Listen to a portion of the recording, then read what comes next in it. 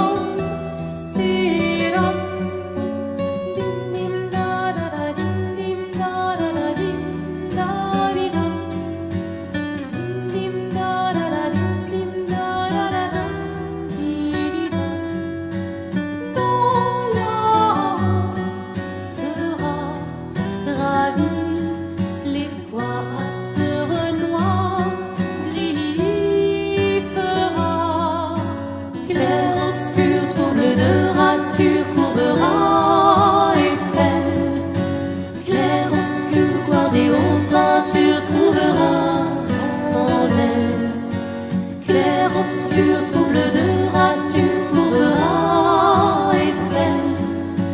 Clair obscur, guardé aux peintures, trouvera sans elle.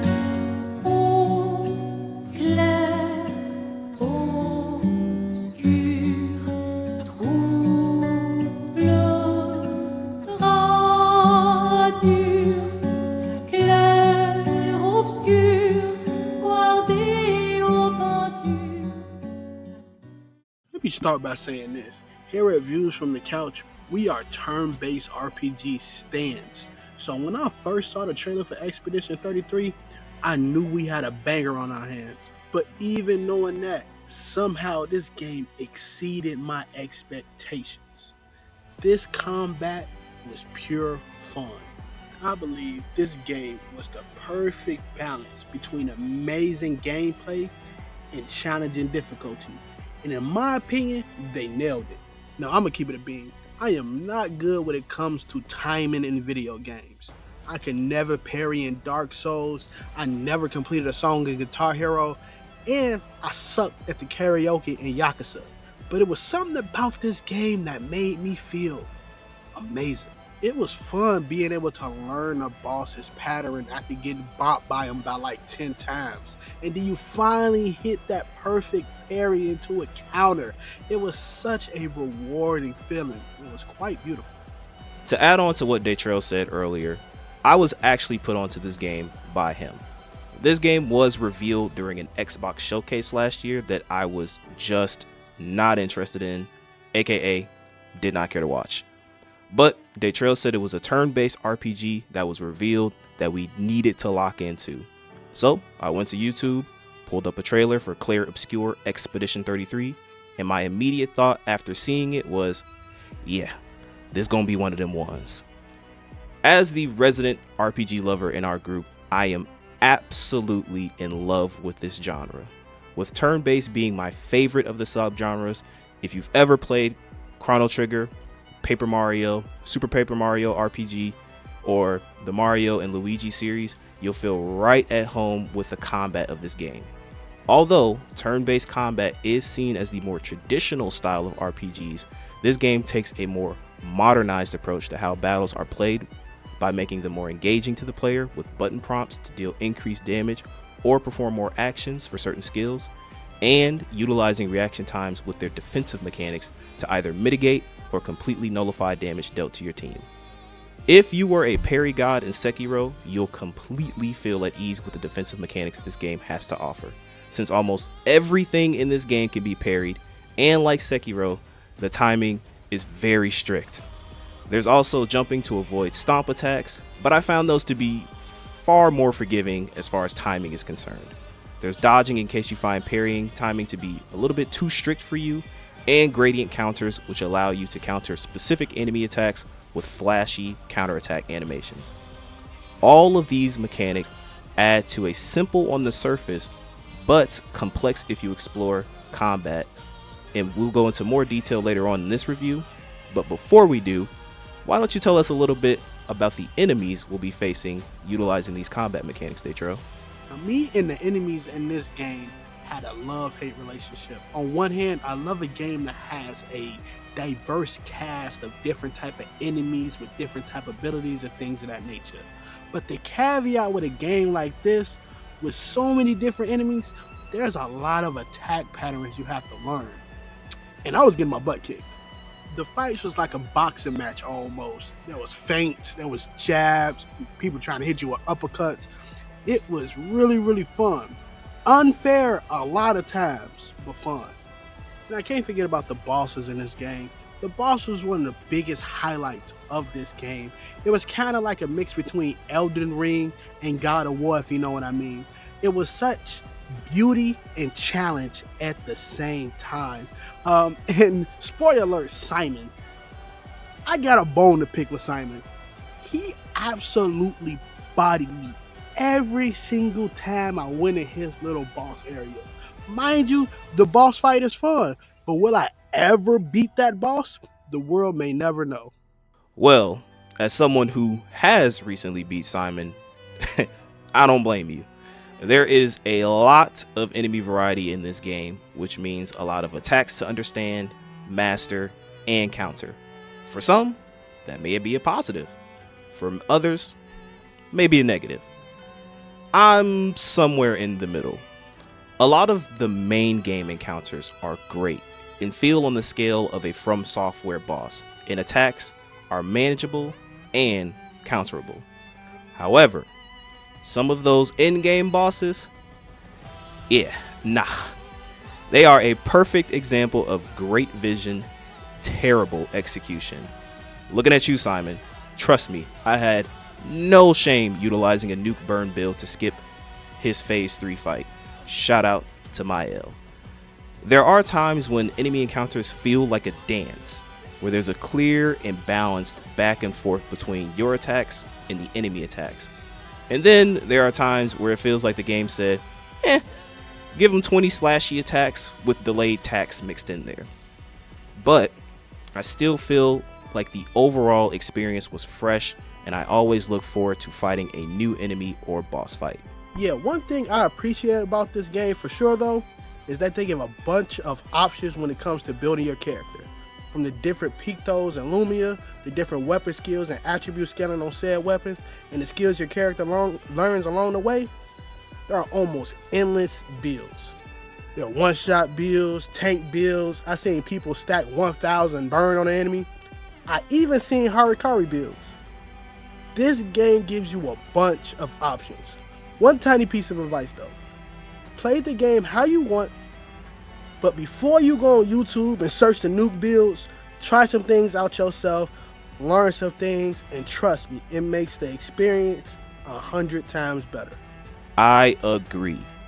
To piggyback off Daytrail, my biggest advice would also be to anyone playing this game is to play how you want to play. There are definitely overpowered builds in this game, but I don't want this turning into an Elden Ring situation where people feel a certain type of way about how other people enjoy their single player game.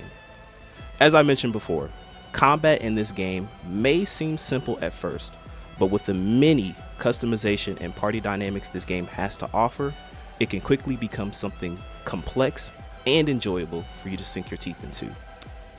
Like Daytrail said, with so many Pictos and Luminas that grant your character passive abilities in battle, a plethora of skills for each individual character to learn, with being able to equip 6 at a time, and weapons that learn additional abilities at certain levels, you can cook up some crazy synergy in this game. My personal favorite that I call the Burn Baby Burn build that prioritizes getting a bunch of burn stacks on an enemy and having Mael absolutely nuke the enemy with the weapon that you obtain from Golgra and getting guaranteed consistent elemental genesis every time Lune gets a turn. This game rewards you for exploring the utilities they provide to give you an edge against your enemies. If I had a few critiques, it would be that I wish this game had a manual save feature for certain encounters. Also, although this does not apply to me, having more accessibility options for people who want to experience the game but may not have the means to fully engage with the combat features would only be a positive. Aside from that, this was a game where I always look forward to every encounter I played. The backbone of a lot of turn-based RPGs is the story. You gotta have a good attention-grabbing story. And dog, this story is pure cinema.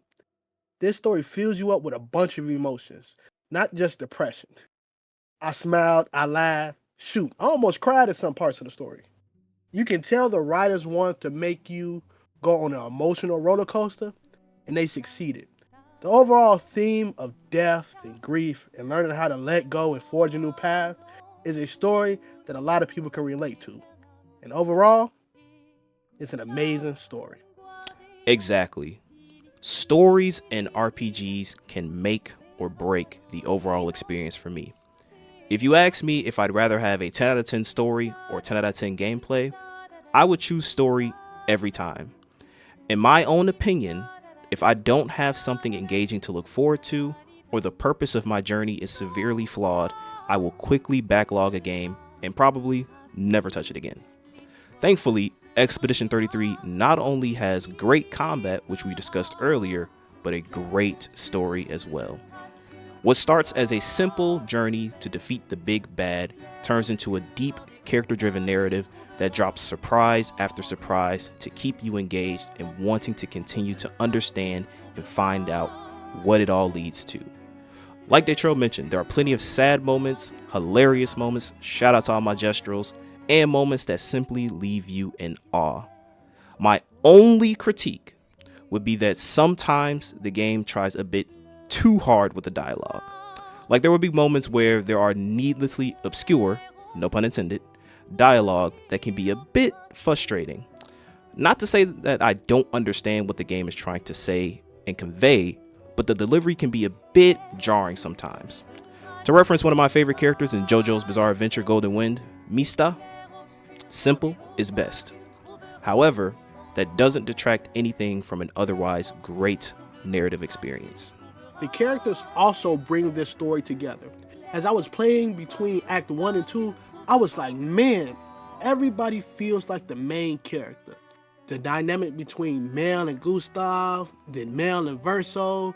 Then you learn about Verso and Monaco being best friends. And if you dig deeper in the story and find out why Monaco is so loyal and why they are best friends, it's simply a chef kiss. This story is extremely rewarding and at the end leaves you fulfilled, but also craving more. Shout out to my GOAT, SK.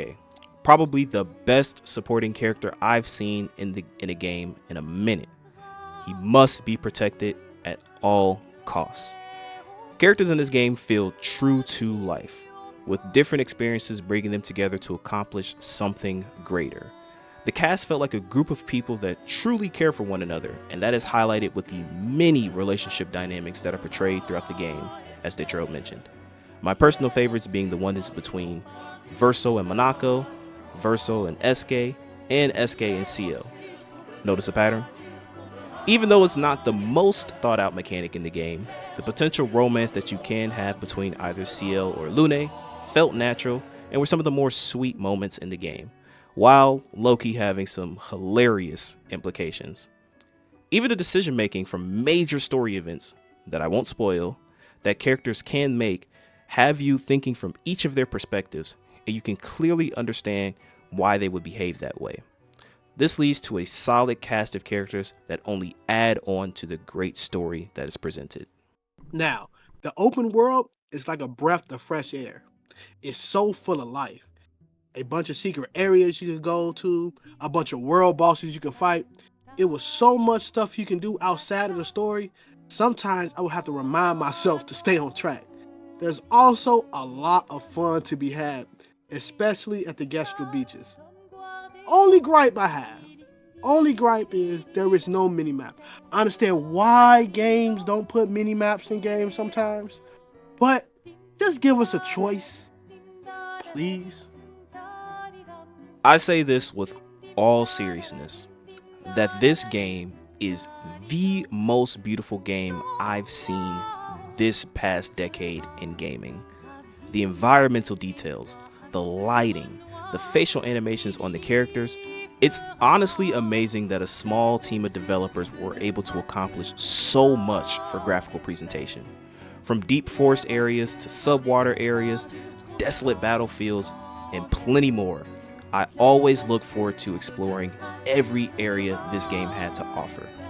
I only wish the game did not pause when I tried to take screenshots, because there were so many moments that made me put down my controller and stare. The last thing to bring this all together is the soundtrack.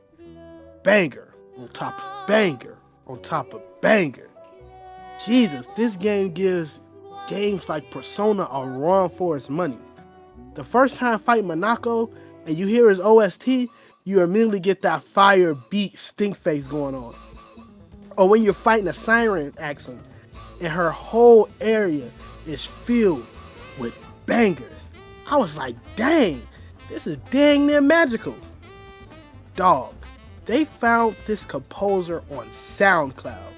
And if you're hearing this, 10 out of 10. Great job. Agreed. If this game ever gets a physical vinyl release, I will be 1000% supporting it. No cap, I had to sit on Monaco's after battle screen results for a couple of minutes.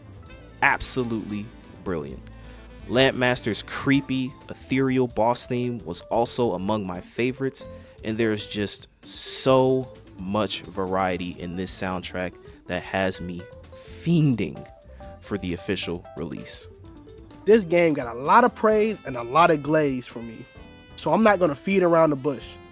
This game is a 10 out of 10. One of my favorite games I played this year. It's going to walk out of the Gaming Awards with a bunch of awards, and rightfully so. Definitely a highlight for the year, and a game that will be talked about for years to come. There are times when I play a game and I am simply left in awe of what I've experienced. As I mentioned before, I love RPGs, so there's a lot of bias for me in terms of my overall thoughts. This game gave me the feeling that I was playing something that was simply out of this world. For that, this game gets a 10 out of 10 for me. Not that that means that this game is perfect, however, but with all of the critiques and nitpicks I have, it does not take away anything from an overwhelmingly positive experience I had with Clair Obscur Expedition 33. I hope the French studio, Sandfall Interactive, can take this momentum that they have with this and continue to craft and release more masterpieces. For this to be their first game and for it to only be $50, just wow. Hats off, and they deserve all of the success that this game has acclaimed and will continue to as this year goes on and when future generations talk about classics within the genre. Well, thanks for watching. I had fun doing this with my homie Cam, so I hope you enjoyed it too. My thoughts exactly. Let us know your thoughts in the comment section down below. What did you think of Expedition 33? Do you think it's game of the year so far? We want to engage with you all. And while we still have you here, again, be sure to like the video and subscribe to the channel if you still haven't. We got more game reviews coming down the pipeline, so stay tuned. God bless, and see you all next time. Tomorrow comes.